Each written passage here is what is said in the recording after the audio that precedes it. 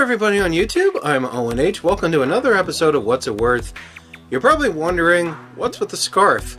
First off, it's kind of cold in here because the winter's not completely over yet. And second, I screwed up shaving and I ended up shaving the whole beard off, which, yes, this is my first video where I don't have a beard and I look like crap without it. You want proof? Boom. But that's not what I'm going to talk about today, as much as I'm going to talk about a movie I just rented out recently, and I gave it a try, Bright Hill Road.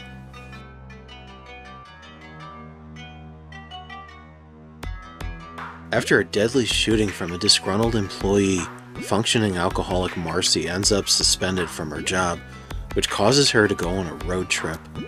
The next morning, she wakes up at a boarding house on Bright Hill Road, where she is plagued by startling encounters and haunting visions. If she's to free herself from this hell, Marcy must face her own troubled past. I have seen a lot of horror movies that have come out of Canada, but never once have I ever seen one that made me jump twice that Bright Hill Road did.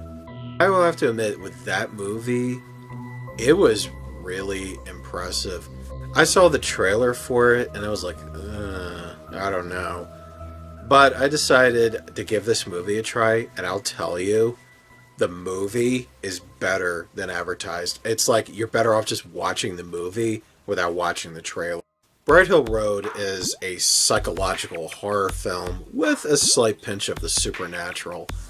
And it's one of those movies you kind of have to pay attention to the dialogue, and you have to really focus on what's going on, because there's clues throughout the film that kind of that's unfolding the story, except when you see it once and you're like, what? Then you go back and see it twice, then you're like, oh, okay. I was really that impressed with the movie, and it's all thanks to the film's leading star, Siobhan Williams, who I never even heard of at the time.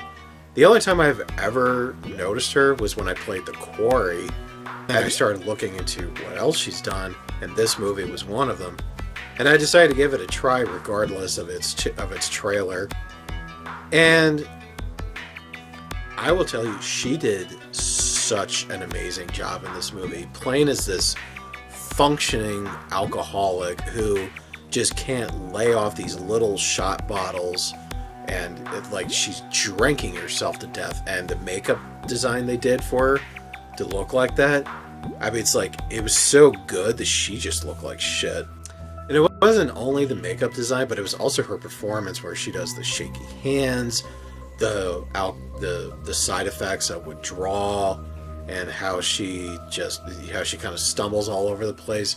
The Quarry was one thing, but this movie showed that she was really amazing. And she's a really good singer too.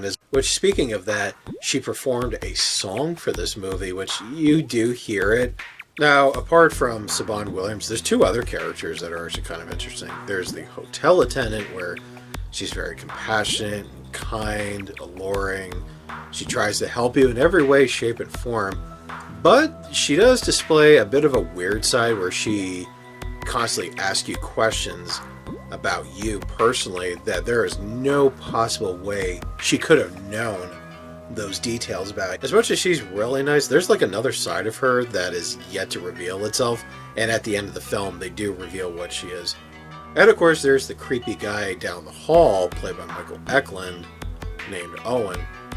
And when I saw pictures of him when I was gathering reference pictures for this film, the first thing that came into mind was, I don't like you.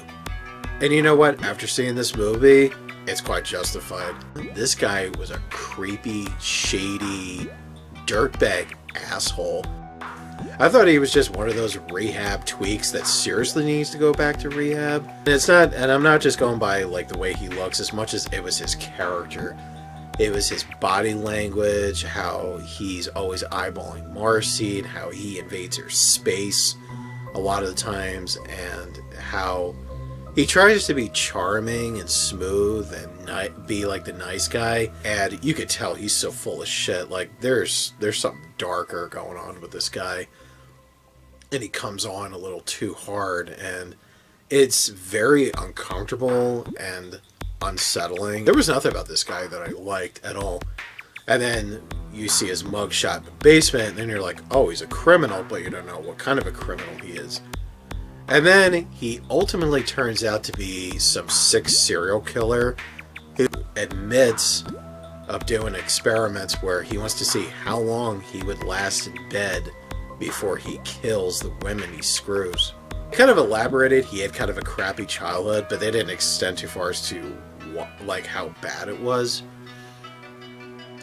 And I would think that the only reason he would like kill women after sleeping with them is because he's got this kind of a problem.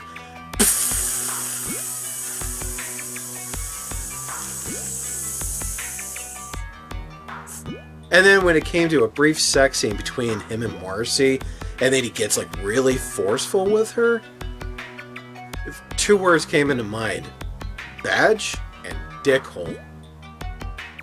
I wonder what that is.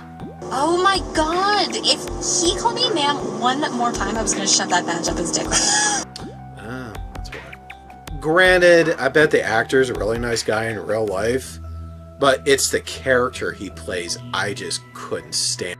But the good news is karma catches up with this guy, which I'm not going to spoil it. With the special effects in the film, the makeup design is really, really, really good. There's some camera tricks that it's like, you know, they were alright. And with the visual effects, like the digital stuff, I'm actually glad they kept it to a minimum, because it was like, if you were looking closely, it looked obvious, cheaply done, and it was like, you know, and I'm glad they shortened it so your brain doesn't process that was like so fake. So they did a pretty good job disguising that. So where do I rank Bright Hill Road? I'm gonna give this a solid half price rating. I mean, I like it. It's actually pretty good. But yes, the film's not meant for everybody. But if you're into foreign films, definitely give this movie a try, because it's worth it. Okay, so I'm done reviewing Bright Hill Road. I'm going to move on to something else. A couple other rentals that I just got. So please subscribe. Please leave a comment. I'm Owen H. Have a nice day. And keep warm.